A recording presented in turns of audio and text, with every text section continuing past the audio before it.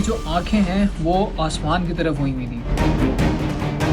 दरख्त के नीचे से कहीं गुजर गया था वो, ये जो दरख्त के नीचे से गुजरा था उसका साया इसको। Hello, creepy people.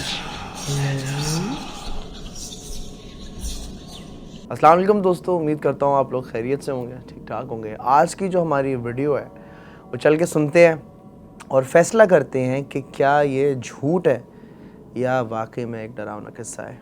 चले सुनते हैं। अच्छा, कहानी कुछ यूँ है कि मेरा एक दोस्त, उसकी फैमिली गांव में रहती थी। तो वाकया ये है कि उसके घर वाले एक दिन शादी में जा रहे थे।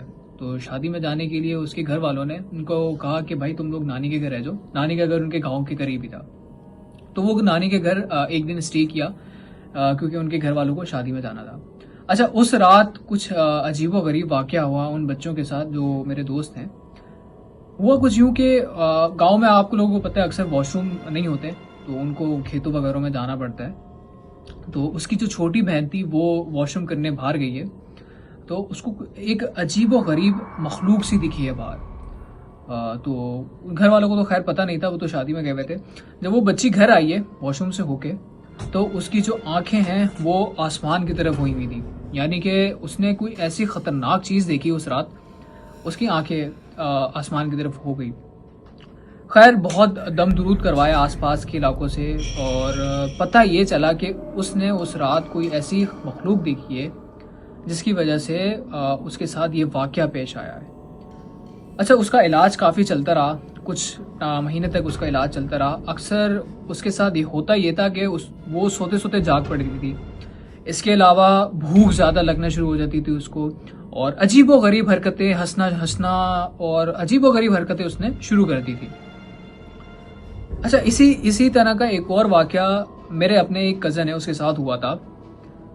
वो ये था कि वो मगरिब के टाइम एक दरख्त के नीचे से कहीं गुजर गया था। वो दरख्त उस टाइम, ये बात मैं कर रहा हूँ तकरीबन 5 से 6 साल पहले, ये इससे भी पुरानी होगी थोड़ी सी।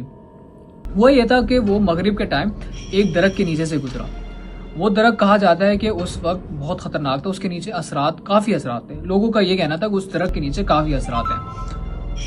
तो वो कहीं उस दरख्त के नीचे से गुजर गया रात मगरिब के बाद। तो हुआ यूं, जब वो घर आया है, घर आने के बाद उसको शदीद बुखार हो गया। यानी कि शदीद बुखार, आप समझ सकते हैं ना, शदीद बुखार। तो घर वालों ने ये समझा कि नॉर्मल बुखार है, 1-2 दिन में उतर जाएगा। हुआ कुछ यूं कि हफ्ता गुजरा, 2 हफ्ते गुजरे, उसका बुखार नहीं उतर रहा। हालत शदीद से शदीद होती जाई, दिन ब दिन उसकी हालत अजीब व गरीब हो गई, अजीब व गरीब हरकतें करना शुरू हो गया। बुखार और इसके अलावा वो उसकी हालत है, वो हालांकि बहुत सेहतमंद था, उसका अच्छा खासा सेहतमंद वजन अच्छा खासा था, लेकिन जब ये बीमारी हुई उसको, ये जो बुखार चढ़ा, वो बिल्कुल सूख सा गया, तिनका बन गया सूख के। अच्छा, उसका काफ़ी इलाज करवाया उसका भी।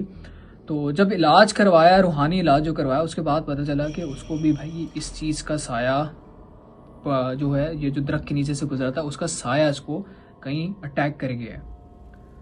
तो काफ़ी इलाज करवाया उसका। तो अब इस वक्त उसकी कंडीशन यह है कि अब भी उसको कभी कभी अक्सर ख्वाब में वो जाग जाता है, और अक्सर ख्वाब में उसको वही चीज़ें वापसी रिपीट बार बार आ रही होती हैं। ओके, फैसला आप लोग है दोस्तों। आप लोग बताएं कि इस कहानी में आपको कितनी सच्चाई नज़र आई है या ये कहानी सिर्फ हवा में बनी हुई है।